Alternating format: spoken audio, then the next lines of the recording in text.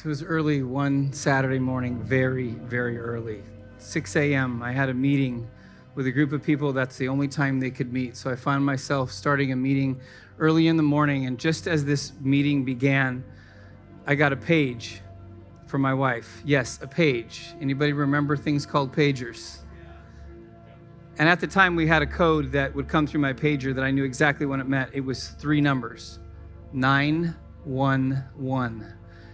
And that 911 was to tell me that she was going into labor. And sure enough, as I grabbed my pager and I looked, there were those 3 numbers.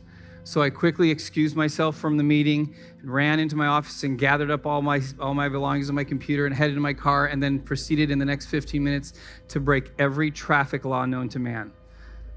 I got home, grabbed Kim, we headed to the hospital to enter into 22 hours of labor. Her, not me. And after those 22 hours, around 4 in the morning or so, this little beautiful gift named Courtney came into the world. She was our firstborn. And I knew going into this that my life would change, but I didn't realize how much it would change. I knew my schedule would change. I knew that we'd have another mouth to feed, and there were things like that. But I remember after a few days, Kim came home from the hospital with Courtney.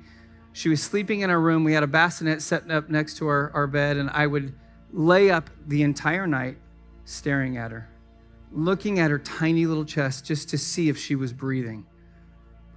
And I remember the next morning I woke up exhausted, and then we did it again. And the next morning, exhausted, and we did it again. I think it was the 3rd morning I looked at Kim and I said, nobody ever told me I was never going to sleep again. Everything changed from that moment on in our lives. But there's something more profound about another birth that we're here to remember and celebrate tonight. It's the birth that happened 2,000 years ago. It's the birth of Jesus. Courtney changed my life. Jesus' birth changed the world. And that's why we gather annually and we reflect annually on this thing called Christmas, the birth of Jesus, because Jesus' birth was like no other birth. It changed human history forever. But the reality is, it only changes you if you're willing to embrace him.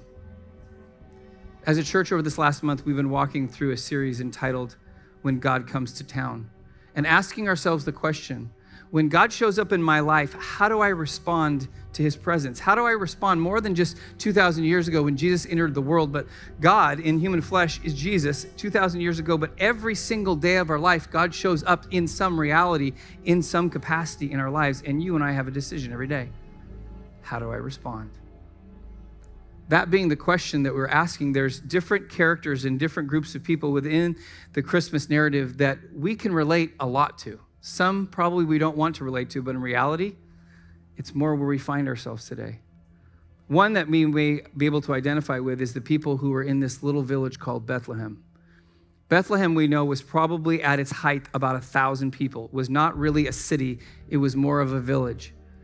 But when Jesus was going to be born, it was at this time of a census. In fact, this census and this narrative is actually recorded for us in Luke chapter 2, where it says this.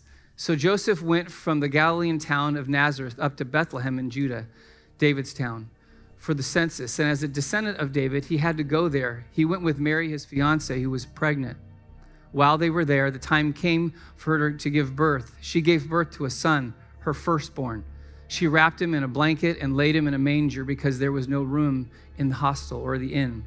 So what's transpired here is that the Roman government had called for a census. And that census required everybody to go back to their hometown to register. So what we know from history is that Bethlehem literally went to triple or quadruple its normal population. So that means there was literally no room. It would be like Simi Valley going from 125,000 to 500,000 overnight. Talk about crowded. Talk about overrun. And so Bethlehem finds itself in this place where there's literally no room for visitors, especially a pregnant woman and her betrothed husband-to-be and the baby in her womb. In fact, we know from what history tells us is that only a few people even knew that Jesus had come into the world that night. And that only came through revelation of an angel, but the rest of Bethlehem was so overrun with people, so busy, so packed, they never even noticed that the God of the universe had come to their town and a baby had been born in their city.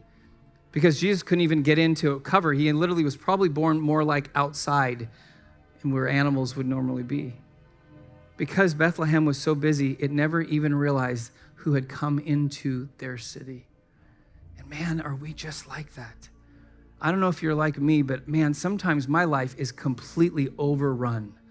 Too many details, too many things. It leads to being distracted. And what happens is that when God shows up, he becomes almost an inconvenience to my busy life. And that's the question. When Jesus shows up in your life, when you know that God's pursuing you, which he is, and he's trying to do something in your life, you feel he's an inconvenience because now he's come in a place where you're just overrun and too busy. And maybe it's even worse than that. Maybe you're so busy you don't even notice he's there. You can't even perceive that God is really there because your mind is so overrun and so distracted and so confused. But he's present in our lives. That's what the Bible tells us, that God's positioned the times and places where we live for one reason, that we would find God. That means that God is present, constantly pursuing us. And if that's true, then he's here. But do you even see him? A little over a year ago, my wife, Kim, and I got a chance to go to New York City, and we got to do all the touristy things and got to go up in all the high towers and all the different things. It was just a great, great experience. But we were staying right on Times Square. And if you've not been to Times Square before, literally, it's like everybody goes to Times Square in New York. And it doesn't even have to be New Year's Eve. It's just crowded. And we were coming back late one night from dinner, and we were into the kind of the middle of Times Square. It was about 9 or 10 at night, and we noticed that the later it got at night, the busier it got. And you see a picture now that's the picture it took. So literally, to get into Times Square, you had to fight your way into the middle. Literally, it's wall-to-wall people. You're overwhelmed with the lights, with the sounds, with the smells, with the crowd. Everything's just all around you. And we got to kind of the middle of where we were. So I remember we took a video and took some pictures and just to capture the moment. And then when we got back to the hotel, we were sitting there and I was just flipping through the pictures. And I never even realized the whole time we were standing there that just steps away from me, you can see him, was Elmo. Elmo was at Times Square the same night we were. I felt so privileged, but I never saw him. All I saw was lights and people and blurred faces and heard noise and smelt smells and all kinds of stuff, but never saw that Elmo was just steps away from me. The reason that is quite humorous is because if you do go to Times Square, you'll see Spider-Man and Superman and Wonder Woman and all these other people dressed up in costumes. But when you're looking at the sea of people, you don't realize what you see right next to you. I know there's times in my life where God's been present in my life, as present as Elmo was in that picture, and I don't even perceive him. I don't even know he's there because I'm too distracted with my life. Maybe that's where you find yourself tonight, too distracted by the life that you're living right now. Or maybe it gets a little deeper for you. And maybe you're less like Bethlehem, and maybe you might be, if you're honest with yourself, a little more like a man named Herod. And Herod was a king at that time. In fact, he was a king of the region called Judah, where Jesus was born in Bethlehem, and then he obviously Herod was ruling in Jerusalem. But his perception of Jesus was actually quite different than Bethlehem. We'll pick up the story in Matthew chapter 2. It says this: after Jesus was born in Bethlehem village, Judah territory, this is during Herod's kingship, a band of scholars arrived in Jerusalem from the east, and they asked around, "Where can we find and pay homage to the newborn king of the Jews? We observed a star in the eastern sky that signaled his birth. We're on pilgrimage to worship him." When a word of this inquiry got to Herod, he was terrified. And not Herod alone, but most of Jerusalem as well. Herod lost no time. He gathered all the high priests and religious scholars in the city together and asked, "Where is the Messiah supposed to be born?" You see, what's going on here is, whereas Bethlehem was too distracted that Jesus was being born in their city, that the God of the universe had been present with them, Herod knew he was there. And he was threatened by his presence. You see, because Herod was a king, and as a king, he wanted to make sure he could maintain control over his kingdom. And the rumor or the confirmation of another king that's been born in your territory means now your power and your control is now being threatened. So Herod's response immediately is he's terrified because all that he's worked for, all he's controlled, everything he's put together to try to subdue the Jews and stay in good standing with Rome and to create the reality he wants is now threatened because there's a new king on the horizon. And so what does Herod do? We know if you continue to read the narrative, Herod goes as far as actually taking the life of any born boy under the age of 2 at a certain time to try to kill Jesus to extinguish this king that might be a rival to his throne. See, the question that you and I have, are we like Herod? And when God shows up in our life, is he a threat? Is he a threat to the status quo? Is he a threat to our control? Is he a threat to the world that we've created, the one that we want to live in, even though it may not be perfect, but we've done so much to try to create this world. And when Jesus kind of shows up, there's this thought, what if this is not the world that he wants me to live in? What if the world he wants is different than the world I've created? And therefore, he becomes a threat to me maintaining my control. See, because when we do that, we don't realize is that we become reactive towards God, not in a positive way, but actually in a negative way. Because we perceive him as a threat, when he shows up, we push back on him, we run away from him, we hide from him, or we react strongly against him because we want to remain in control. See, where that comes from is this thing called fear. That we're afraid that somehow God doesn't really love us or that God doesn't really have our best interest in mind. So we want to do it ourselves. And so we battle within ourselves to try to control reality when all along God really wants to show us that his world and what he does is better than ours, if we're willing to allow him not to be a threat. Have you ever reacted or maybe even overreacted to something you encountered in your life? So those of you who know my wife, one of the things that you might learn about her, and please do not test this, okay? Because I will be in trouble if you do. But you know the fight or flight mechanism that we all have? She's a fighter. And she will warn people, do not scare me. Because if you scare me, I will perceive you as a threat that I must eliminate immediately. And I have seen this happen on many occasions where somebody accidentally or sadly on purpose scares her. She cannot stop herself. I've actually been on the receiving end of a blow that I had to dodge out of the way from because she perceived her loving husband as a threat because I accidentally scared her. In fact, one of our youth pastor at one time when we were up in Oregon, he was up on a table and he was kind of pretending like he was losing his balance, and she said, don't do that. And so he thought it would be funny to really make it look like he was going to fall. And so he lost his balance, and as he was going to fall, Kim immediately reacted in fear, and instead of trying to catch him, she punched him right in the knee as hard as she could. And I remember he got his balance, and he looked down stunned and shocked that she would not catch him, but she would actually inflict harm upon him.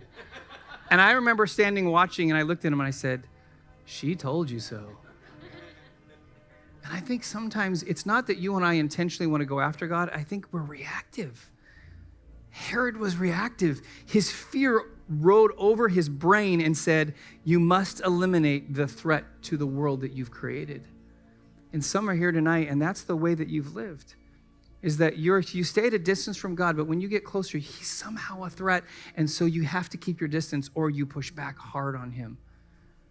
But in reality, you and I will discover when you allow God to come into your life, when you actually welcome him, he's not a threat. In fact, what he brings is so much better than what you and I can create on our own. The kingdom that Jesus came to establish was far greater than the kingdom that Herod had worked so hard to build. If Herod would have only surrendered his kingdom for a better kingdom, Jesus' kingdom. But there's another character in the story, and he's also recorded in Luke chapter 2. It's a man named Simeon. Listen to Simeon's response to when Jesus shows up in the temple, when Jesus encounters Simeon in his life. It says in Jerusalem at that time, there was a man, Simeon by name, a good man, a man who lived in prayerful expectation or expectancy of help for Israel. And the Holy Spirit was on him, and the Holy Spirit had shown him that he would see the Messiah of God before he died. Led by the Spirit, he entered the temple. As the parents of the child Jesus brought him in to carry out the rituals of the law, Simeon took him into his arms, and he blessed God. God, you can now release your servant. Release me in peace as you promised. With my own eyes, I have seen your salvation. It's now out in the open for everyone to see. A God-revealing light to the non-Jewish nations and of glory for your people, Israel. So what did Simeon have that Bethlehem didn't? What did Simeon have that Herod didn't have. Simeon had an expectancy. He had an anticipation because he had heard his entire life prophecies from 700 years earlier that promised a Messiah someday would come. And that Messiah would not only save the Jews, but most importantly, save the entire world. And now as he came into the temple, he's now witnessing the promise that he had looked forward to his entire life. And as he took Jesus into his arms, he could tell this was the one he had longed for. This is the one he had prayed for. This is the one who could fulfill his life. In fact, so much so, he says to God, I can now die in peace. Because you've come through on your promise, because you have met me where I'm at and demonstrated that what I have longed for is now present in my life. You see, what Simeon had is what God actually designed every human being to have, but somewhere along the line, we've lost it. It's the expectancy to welcome God as a guest into your life. And that's the question. Is he a welcome guest like he was for Simeon? What Simeon had is what you and I lose somehow when we grow up. But when we're children, we have it. We have it in droves. It's called anticipation. It's this ability to look forward to a moment that's coming with excitement, with pure joy about what's going to happen. But somehow over time, as we grow older and we become adults, we lose that.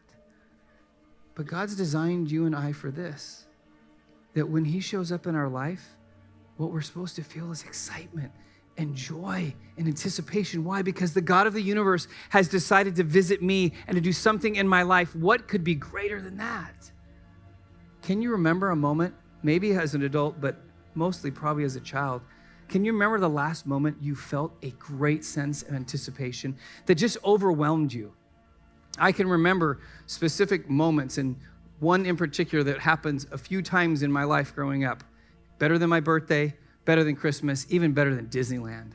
You could take all three of those together and it still wouldn't equal the excitement and anticipation I would have when our cousins who live up in the Bay Area would come and visit us. There was something about this particular family. We have lots of cousins, but boy, we linked. And the kids in my uncle and aunt's family and my sisters and I, we just bonded. We felt like family, like we were siblings. And so when they would come and visit us, or we would go up to the Bay Area, there was always this sense of excitement. And I remember as a kid, this is pre-cell phone, no tracking, no Find My, no Life 360. You didn't know when people are going to show up. They just told you a general idea. And so I remember when the day would arrive and I knew that they were going to come, I would ask Mom and Dad, what time are they going to be here? And when you're a kid, Mom gives me a 2-hour window, like between 2 and 4. That just kills you, right? 2 hours is an eternity for a kid. And so it would mean around 2 o'clock, I would find myself standing in our living room looking out our front window.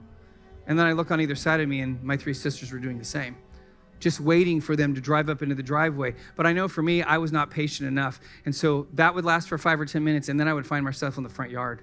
Because in the front yard, I could look down the street and I could see the corner. They could turn onto our street. And then I knew when they were on our block. And that would last for maybe about 10 or 15 minutes. And I could not stand it. So I started walking down the street and my sisters would join me. And we'd walk all the way to the end of the street and stand on the corner. Then we could see down the next street and see when they were going to turn that corner. And then finally, they'd turn the corner and they'd come and then they'd turn on our street. And from the moment they turned on our block to the moment they pulled in our driveway, we would chase the car like they were celebrities. We would run and we'd yell and scream, and our uncle would have to make sure he didn't run us over as he's driving the car. And they'd finally get in the driveway. We'd get there. The doors would burst open. They'd jump out. We'd hug each other, and now the party started. But that sense of anticipation, that sense of excitement, why? Because what I'm about to experience is better than anything in the world. And God designed us to be connected to him in such a way that when he shows up in our life, that's what we're supposed to feel. We're not supposed to be so distracted that we don't see him. We're not supposed to see him as a threat, because he's not a threat. He's actually a gift that's trying to help us to see there's a better way of living. And that's why the God of the universe loved us so much that he could not sit idly by in heaven and watch us fall apart on earth. So he made a choice to come into our world, because he knew if he could come into our world, he could change everything. You heard it at the beginning of our service in the reading. The story of Jesus does not end with his birth. That's just the beginning. Because Jesus lives this incredible life. It's the perfect life of a human being. In fact, if you want to know what it is to be human, understand the way Jesus lived his life. That's how we're supposed to live. But his life was not just about what he was doing. It was also about the destiny of where his life would lead him. And his life would lead him to death, and death by choice. You see, because what God understood about our broken state is that there was no way we were getting reconnected with God on our own ability because we're flawed. But Jesus knew that we needed someone to help us to get back to God. So what he does is when he lives the perfect life, he goes and he dies and he does this incredible thing. He trades us, his pure life, for our broken sin. And then he dies paying the price as though he committed sin, even though he didn't. And now we are free from that. And now what we've longed for is we're reconnected back to God. See, that's what God designed us to experience. And then on top of that, Jesus says, it's not only that I forgive you your sin, Jesus rose from the dead, which means if you let him lead your life, if he does become the king he's supposed to be, then when you die, you'll live just like he did. I think that's a better way of living than the way we live. And that's the gift that Jesus offers to you. In fact, that's the gift he offers every single day, including tonight. And so tonight, every one of us has a decision because the story of Jesus' birth begs us asking ourselves the question, who are we like? Are we distracted like Bethlehem? Are we threatened like Herod? Or are we welcoming him like Simeon? Simeon's the only one who got Jesus, and he's the only one who died happy because he saw what? He saw the fulfillment of his life in Jesus. Could it be that the fulfillment of your life is not in your career? It's not in the money that you make. It's not even the relationships that you've established. It's in finding the one who created you, the one who wants to live inside you, the one who wants to transform your life. It's finding Jesus. And so tonight you have that opportunity, but the choice is yours. All of us will make a decision because no decision is actually a decision. And so tonight, you will respond according to how you want to respond. But here's the beauty of how this plays out in our lives tonight. I'm going to ask the worship team if they would come and join me in a moment. We're going to transition towards lighting candles. And so we're going to gradually turn out all the lights up on the stage so that we can have it dark in the room. But what I want us to understand about what we're going to do is this is obviously a traditional symbol that we do every year. But what it represents is so powerful. Jesus said of himself, and others said of him, that he is the light of the world. And the truth is found in the reality is that if you and I understand the way our lives live compared to the life that Jesus wants to live, we live in darkness. But he loved us so much that he entered the world to bring his light into our darkness. And so what happens is when you, like Simeon, say yes to Jesus in your life and choose to let him be the king of your life, you're taking that light and you're receiving it into your life. So that now what was dark is now light. But the truth about what Jesus does in us is he doesn't just do it for us, he does it through us, which means the light that God gives you in your life and he begins to change your life, he's given for you to give to others. And so you take the light you have and you pass it on to the person next to you, and they pass it on to the person next to them. And before you know it, what was one singular light in Jesus becomes the light that lights every life around you, and therefore what was darkness now becomes light. That's what we're about to do. And so tonight, when you receive the flame from someone, it's as though you're receiving, as Simeon did, the fulfillment of what he longed for. In that light represents Jesus coming to you. And then out of the generosity of your heart, you pass that light to the person next to you until the entire room is filled. And when we do that, the worship team will be leading us in a song, and then I'll have us stand at a moment and take a look at what was dark and how it became light. So let's go ahead and take out all the lights so we can light our candles together.